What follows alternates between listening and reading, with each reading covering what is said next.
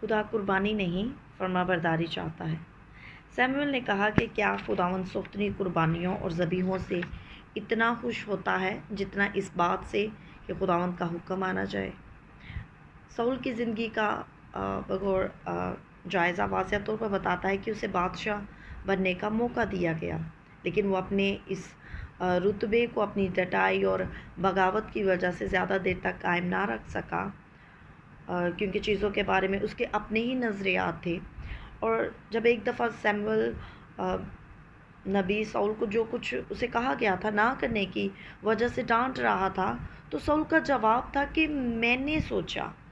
وہ اپنے نظریات کو سیموئل نبی کے آگے رکھ رہا تھا، پھر وہ اپنا نظریہ بتاتا ہے کہ اس نے کیا سوچا کہ چیزیں کس طرح ہونی چاہیے۔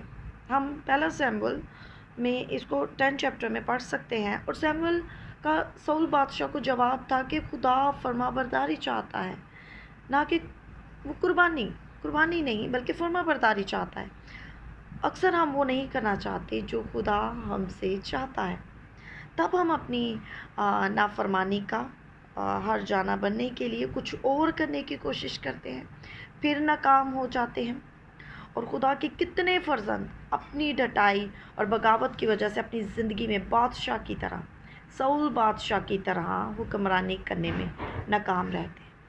ہمیں یہ سمجھنے کی ضرورت ہے کہ فرما برداری کے بغیر مناسب عزت اور خوف نہیں۔ یہ میرے لیے اور آپ کے لیے آج کا سبق ہے۔ God bless you all.